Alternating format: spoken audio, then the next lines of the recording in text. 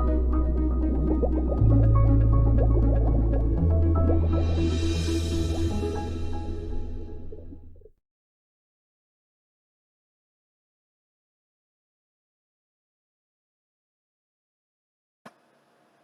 friends, today we are going to learn HCF, highest common factor, the Vedic method to find out HCF of 2 or 3 numbers. Okay. The other name of HCF is also GCD, highest common divisor. Correct? Both of them mean the same.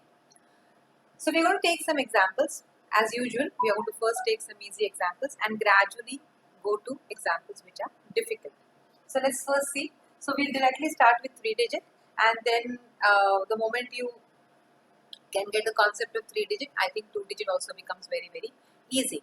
Alright. Now let's take one example here. Let's take 6, 12 and 18. So we have to find out the HCF of 6, 12 and 18. So I'll first show you the Vedic method and then we will compare it with the school method so you know how quickly we can do the Vedic method. Just by observation of the numbers, you can easily find out the answer. 6, 12 and 18, to find an HCF, check which is the smallest number. Here, the smallest number is 6.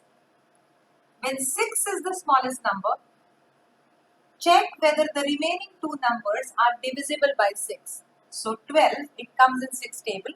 18, this comes in 6 table. So then 6 becomes your HCF. It's as easy. Alright. Just let us check it with the school method. So we first prime factorize. So this is 3 into 2. Then you have 12. You will have this 3 into 2 into 2. And then you have 18, which will be 3 into 3 into 2 into 3. I have purposely taken the 2 here. Now just see what is happening here. This is common. So we just write 6, 3 into 2. 6 is the HCF. But even if you do not do the prime factorization, just by observation, just by mere observation, you are able to find out the HCF of 3 numbers. Similarly, it can be done for 2 numbers as well. Let's take one more example here. Let's take 8, 20. Now we will take 4 digits. So the next number is going to be 8, 20, 28 and 44. In this particular example, pick up the smallest digit, which is 8. You just realize that the remaining numbers are not divisible by 8.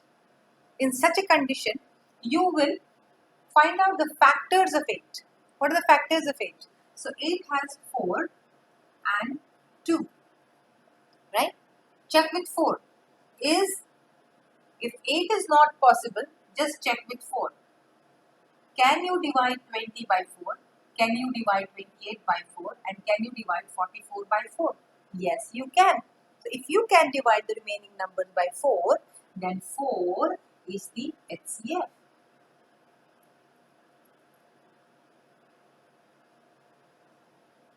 Are you getting it? Okay. Let's try one more example then. Alright. We have 30, 42 and 135. 30, 42 and 135. Again, we follow the rule. We pick up the smallest number. So 30 is the smallest number. If 30 is the smallest number, obviously, can you divide 42 by 30? No, you can't. Can you divide 135 by 30?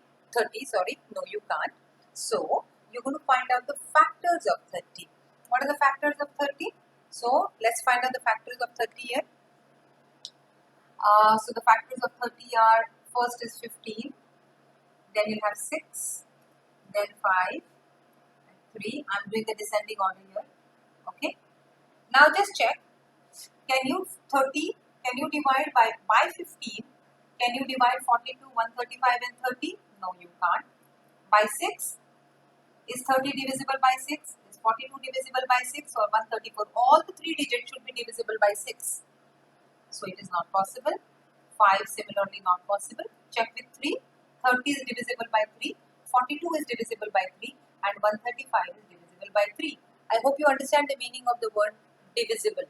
Correct? So if 3, then 3 is the HCF.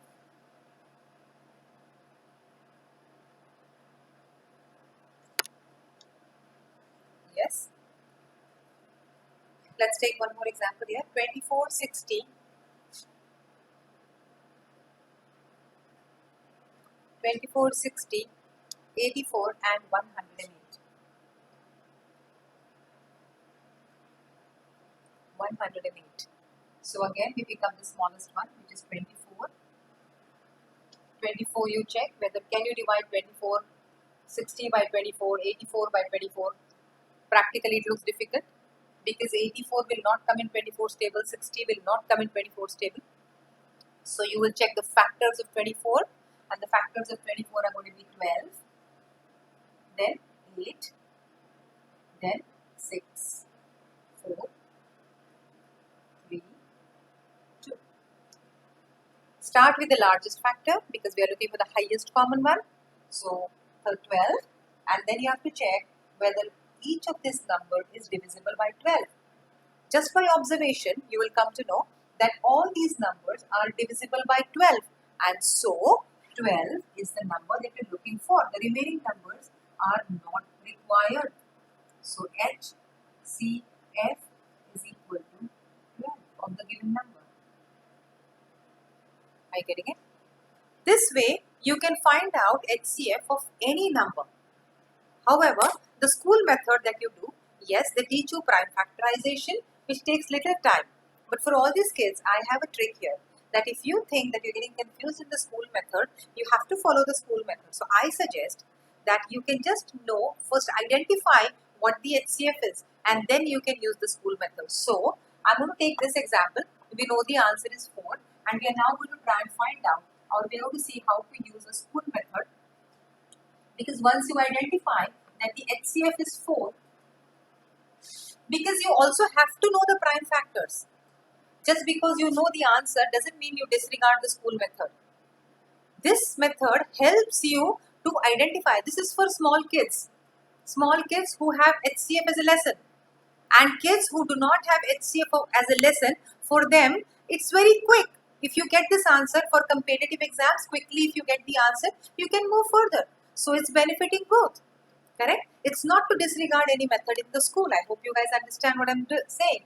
Okay, so let's see. If you take 8, the factors of 8 are going to be 2 into 2 into 2. Then factors of 20 are going to be 5 into 2, 5, 2 and into 2. Then 28 factors are going to be 7 into 2 into 2. Then we have 44, where you have 11 into 2 into 2.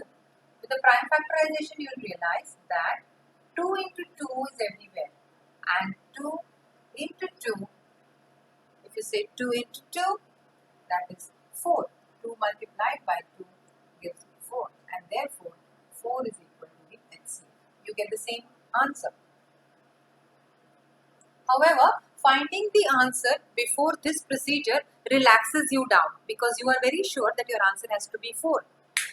You will not make a mistake by picking up a 5 or a 7 or a 2 or an 11. Even by mistake, you will not do that. This is just because you know the answer.